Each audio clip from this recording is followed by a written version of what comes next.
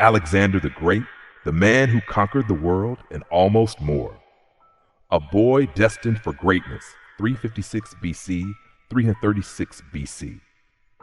Once upon a time, in the ancient kingdom of Macedonia, a boy was born under a star that seemed to shine just a little brighter than the rest.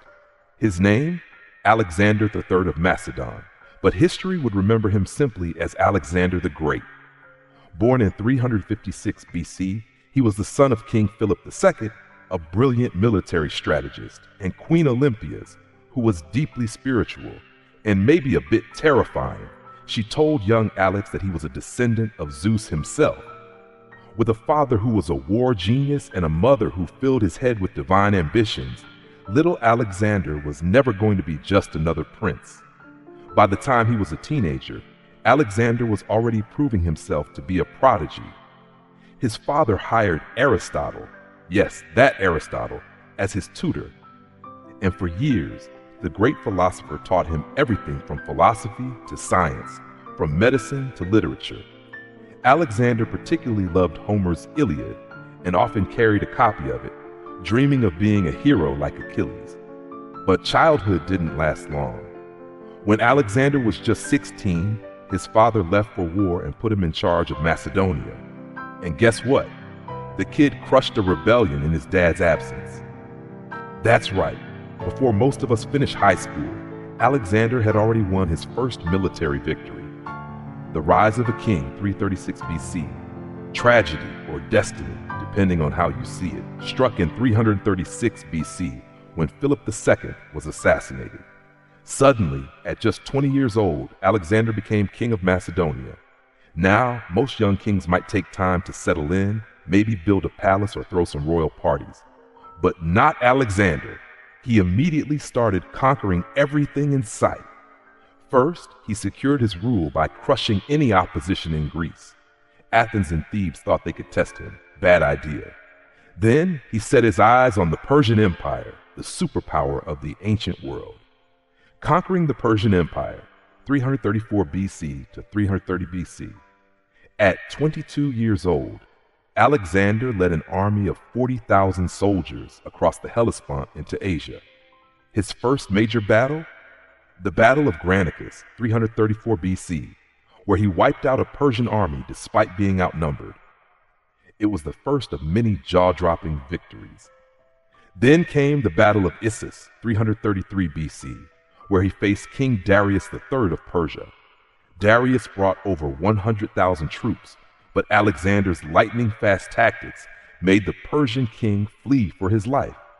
Imagine being the ruler of the world's biggest empire and running away from a 23-year-old. Not a great look for Darius. Alexander then marched into Egypt, which welcomed him as a liberator. Founded the city of Alexandria, one of over 20 cities he would name after himself. Humble, right? And was even declared son of Zeus by Egyptian priests. By 331 BC, it was time to finish the job. At the Battle of Gaugamela, Alexander crushed the Persian Empire once and for all. Darius III ran again, but this time he didn't get far. His own men betrayed him. And just like that, Alexander became king of Persia. Beyond Persia, more. 330 BC, 326 BC.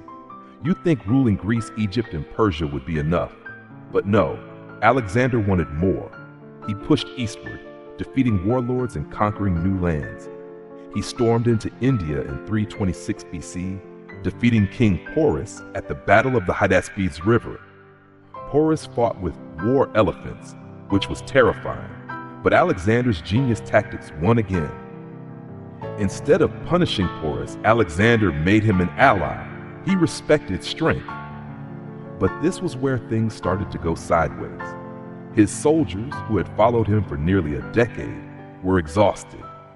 They had marched over 20,000 miles, fought countless battles, and were now in an unfamiliar monsoon-soaked land. When Alexander said, "Let's keep going," his men said, "Nope." And just like that, his world conquest came to a halt. The tragic end, Alexander returned to Babylon in 323 BC, planning his next great campaign, probably against Arabia. But then, at just 32 years old, he suddenly fell ill and died. The cause? Nobody knows for sure. Some say it was malaria, typhoid, or poison, while others think he was simply worn out from his insane life. With no clear successor, his vast empire was divided among his generals, leading to chaos and infighting. Though his empire didn't last, his legacy did. The legacy of Alexander the Great. He founded over 20 cities, most named Alexandria, of course.